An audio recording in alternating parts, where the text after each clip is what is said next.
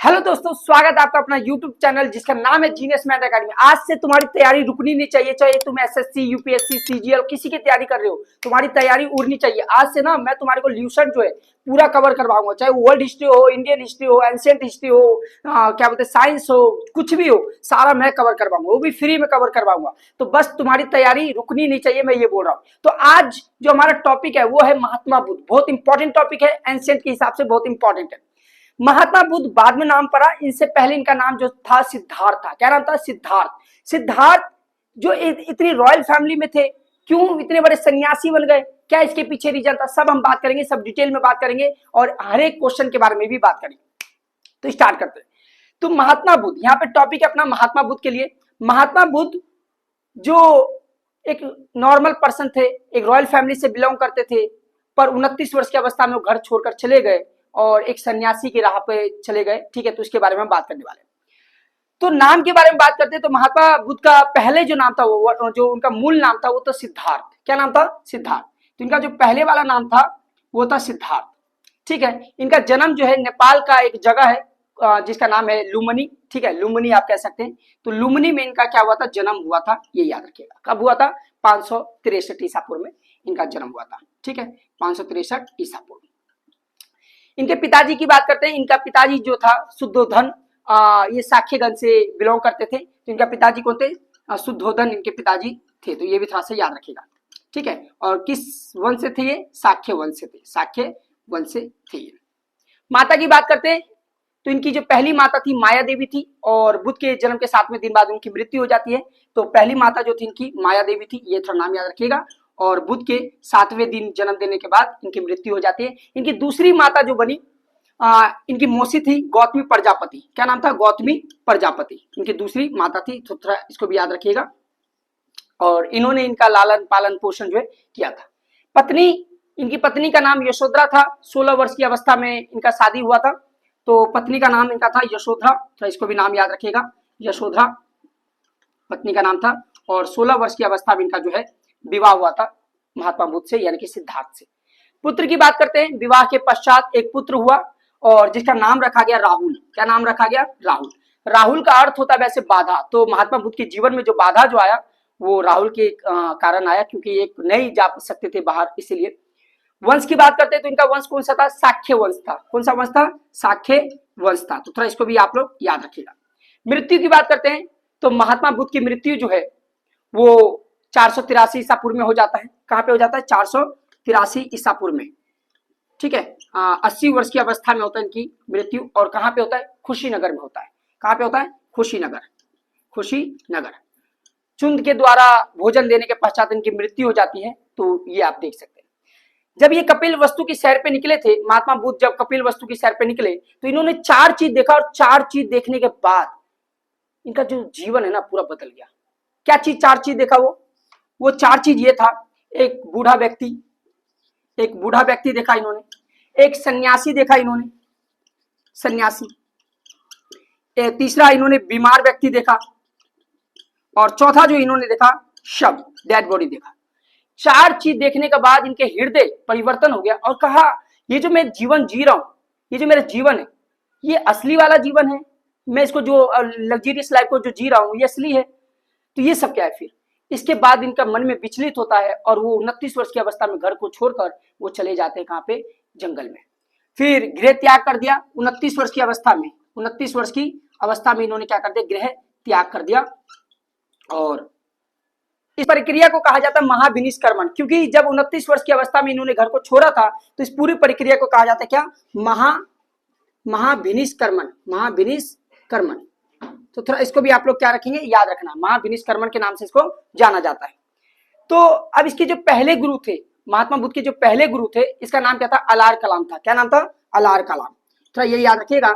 महात्मा बुद्ध का जो पहले गुरु थे अलार कराम। अलार कराम इनका पहले गुरु थे और ये वैशाली में रहते थे। कहाँ रहते थे? ये वैशाली में रहते थे। और महात्मा बुद्ध को किसकी शिक्षा दिया? तो सांख्य दर्शन की जो है शिक्षा इन्होंने दिया था। कौन सी शिक्षा दिया था? सांख्य दर्शन की शिक्षा इन्होंने दिया था। महात्मा बुद्ध संतुष्ट नहीं हुए और अलार कलाम इनके पहले तो गुरु थे ही, संतुष्ट नहीं हुए तो और आगे गए। जब किसी भी व्यक्ति को नॉलेज की आवश्यकता होती है ना, तो ज्यादा आगे बढ़ता है वो। तो यहाँ पे नहीं रुके, अब आ गए रुद्रकाराम पुत्र पे। रुद्रकाराम पुत्र ये राजगीर में रहते थे। वैसे कहाँ पे रहते थे? राजगीर में, राजगीर में रहते थे। और इनसे इन्होंने योग की शिक्षा लिया। किसकी शिक्षा लिया? योग, योग की इन्होंने शिक्षा लिया। ठीक है, इनसे भी वो संतुष्ट नहीं हुए, फिर खुद चिंतन मनन किया और एक जगह पे बैठ गए। 6 वर्ष तक कठिन तपस्या किया और आखिरकार 35 वर्ष की अवस्था में इनको क्या मिला? एक नॉलेज मिला, इनलाइटेड मिला। इसको कहा गया बाद में क्या बोलते हैं, महात्मा बुद्ध कहा गया सिद्धार्थ को। 5 शिष्य बने इनके। कौन कौन से 5 शिष्य थे महात्मा बुद्ध के? जो 5 शिष्य थे, पहला तो वप्पा, क्या नाम था? वप्पा। दूसरा जो था भादिया, दूसरा जो था भादिया। तीसरा जो था अस्सागी, अस्सागी। चौथा जो था महानामा, महानामा। और 5वां जो था कौंडन्य। कौन था? कौंडन्य, कौंडन्या भी बोलते इसको। तो 5 शिष्य इनके बने, वप्पा, भादिया, महानामा, अस्सागी, कौंडन्या। 5 शिष्य इनके बने महात्मा बुद्ध के। और ज्ञान की प्राप्ति कब हुआ? तो 6 वर्ष की जो कठिन तपस्या के बाद, 6 वर्ष की कठिन तपस्या के बाद इनको ज्ञान की प्राप्ति होता है। वर्ष था 35 वर्ष। कितना वर्ष था? 35 वर्ष। 35 वर्ष की अवस्था में इनको पूरी नॉलेज होती है। और किस नदी के किनारे? निरंजना नदी के किनारे। तो कौन सी नदी थी यहाँ पे? निरंजना नदी। तो निरंजना नदी के किनारे इनको ज्ञान की प्राप्ति होती है। और टाइम था वैशाख पूर्णिमा। क्या टाइम था? वैशाख पूर्णिमा। तो वैशाख पूर्णिमा के दिन जो है इनको क्या बोलते हैं, ज्ञान की प्राप्ति हुआ। तो याद रखिएगा। और कहाँ पे प्राप्ति हुआ? गया में। इसको कहा गया बौद्ध गया। क्या कहा गया इसको? बौद्ध गया। तो ये भी तो आप लोग थोड़ा याद रखेंगे। ठीक है, तो 5 शिष्य वप्पा, भादिया, सागी, महानामा, कौंडन्या, ये सब हमने पढ़ लिया। 6 वर्ष की कठिन तपस्या किया बिना अन्न जल ग्रहण किए हुए और ज्ञान की प्राप्ति होता है। ठीक है, और 35 वर्ष की अवस्था में इनको ज्ञान की प्राप्ति हुआ। किस नदी किनारे? निरंजना। इसको फल्गु नदी भी बोलते हैं। और वैशाख पूर्णिमा की रात हुआ था इनका ज्ञान की प्राप्ति। और कहाँ पे हुआ? बौद्ध गया। ठीक है, इसके बाद प्रथम उपदेश, ज्ञान प्राप्ति होने के बाद पहला जो उपदेश दिया था सारनाथ में दिया था। कहाँ पे दिया था? सारनाथ। तो पहला उपदेश सारनाथ में दिया। और उस टाइम पे जो है ऋषि पत्तनम के नाम से जाना जाता था सारनाथ। कौन सा? ऋषि पत्तनम, ऋषि पत्तनम, ऋषि पत्तनम के नाम से ये जगह जाना जाता था। मृगदाब भी बोलते थे, ऋषि पत्तनम, मृगदाब। तो वहां पे इनको पहली बार इन्होंने ज्ञान की प्राप्ति बोध गया में हुआ। फिर इन्होंने अपना ज्ञान जो है सारनाथ में दिया। ये याद रखिएगा। भाषा नॉर्मल था, जो सबको समझ में आ जाए, पाली। तो इन्होंने किस भाषा का प्रयोग किया? इन्होंने पाली भाषा का प्रयोग किया। किस भाषा का प्रयोग किया? पाली, जो सबको समझ में आ जाए। ठीक है, उपदेश की बात करते हैं तो ज्यादातर इन्होंने उपदेश कहाँ कहाँ दिया? तो देख लीजिए, कौशल में दिया इन्होंने, कौशाम्बी में दिया इन्होंने, कौशाम्बी में दिया। तो ये थोड़ा सा याद रखिएगा। कौशल हो गया, कौशाम्बी हो गया। इस समय इन्होंने ज्यादातर जो है अपने उपदेश दिए। कौन कौन से राजा इनको ज्यादा मानते थे? कौन कौन से राजा बौद्ध धर्म को ज्यादा फॉलो करते थे? तो एक हो गया हमारा बिंबिसार। कौन सा हो गया? बिंबिसार। बिंबिसार कौन थे? जिन्होंने हरिक वंश की स्थापना किया था। उसके बाद प्रेषणजीत, और एक और राजा थे जिनका नाम था उदायीन। क्या नाम था? उदायीन, उदायीन। तो ये राजा जो थे फॉलो करते थे महात्मा बुद्ध को। फटाफट एक मिनट लगेगा, रिकैप कर लेते हैं। तो महात्मा बुद्ध के बारे में थोड़ा जानते हैं। एक बहुत बड़े सन्यासी हो जिनका नाम था असिध। इन्होंने भविष्यवाणी कर दिया था, अगर ये बेटा राजा बना, पूरा सम्राट कह रहा हूं, पूरा संसार कह रहा हूं, इसके अधीन हो जाएगा।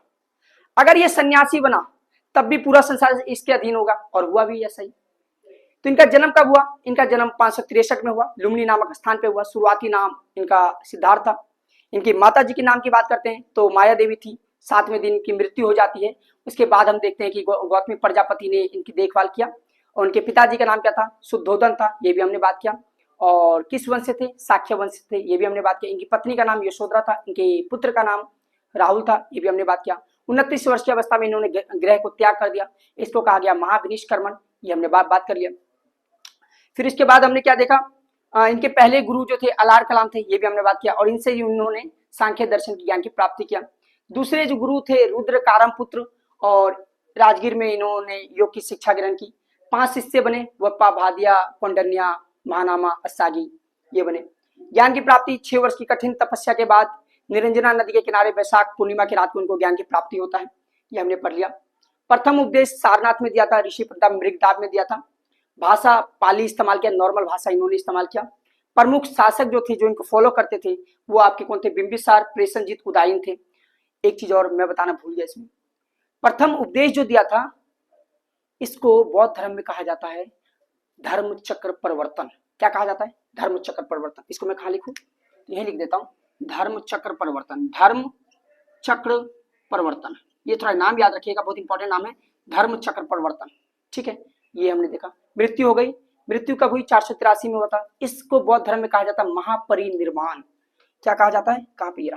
महापरिनिर्वाण। तो ये भी आप लोग याद रखिएगा। ठीक है, इसके बाद हम अभी आगे बात करेंगे कि क्या क्या यहाँ पे हुआ था।